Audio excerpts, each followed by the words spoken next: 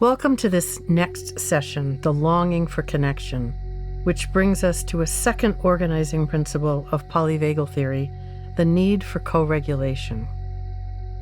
Debonsky once said the fittest may also be the gentlest, because survival often requires mutual help and cooperation. In fact, we come into the world wired for connection.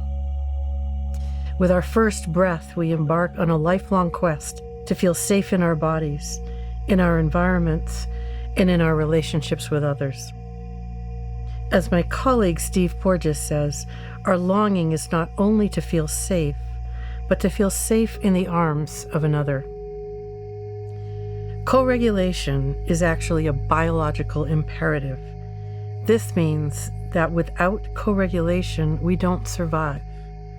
We come into the world needing to be met by another human being, and this biological imperative lasts our lifetime. We've seen the results of having our basic needs met, but without the sense of connection to another person, in the stories of children living in orphanages and adults who grew up in homes where there was no predictable, safe human connection. While you may have a story of having given up looking for people to connect with, we know that your nervous system doesn't give up looking, waiting, and wanting. Until the day we die, our nervous system is longing for safe, reliable, ongoing connection with another nervous system. We are looking to regulate and be in a reciprocal relationship with someone else. We don't need relationships that are always in balance, though. In fact, it's in relationships in which we feel connected, feel a rupture, and find our way back to repair that we build resilience.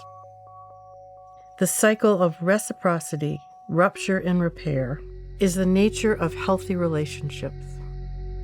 It's when a rupture happens without repair that our longing for connection brings suffering. We are wired for connection. We're wishing for connection. We're waiting for connection. And so often it's been in our connections that we have felt not seen, not understood, not welcomed, not safe.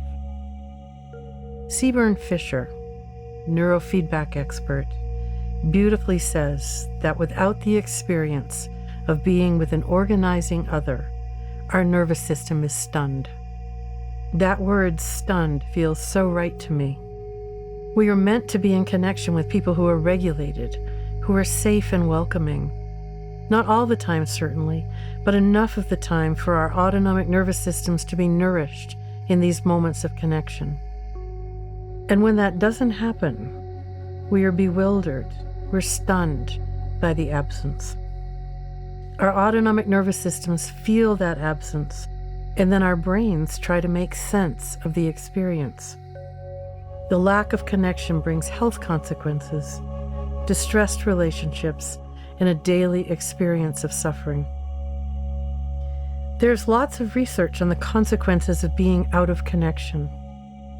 When we are lonely, we're at higher risk for physical disease and psychological dis-ease. Our immune function is impacted. We have higher levels of inflammation, a higher risk for cancer, heart disease, and diabetes.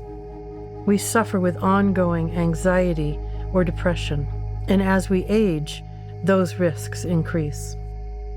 In fact, the research shows that it's not our actual circumstances, it's our perception of being lonely that creates the risk. We can be surrounded by people and feel connected, or surrounded by people and feel profoundly alone. Take a moment and think about the times you've been around people and felt apart, felt lonely. And now take a moment and think about the times when you were around people and feel connected. Both are common experiences. We find ourselves sometimes feeling lonely and other times feeling safely connected with others. Notice both experiences. One takes you to sympathetic fight and flight, or dorsal vagal disconnection and disappearance, while the other brings you into your ventral vagal state of safety and connection.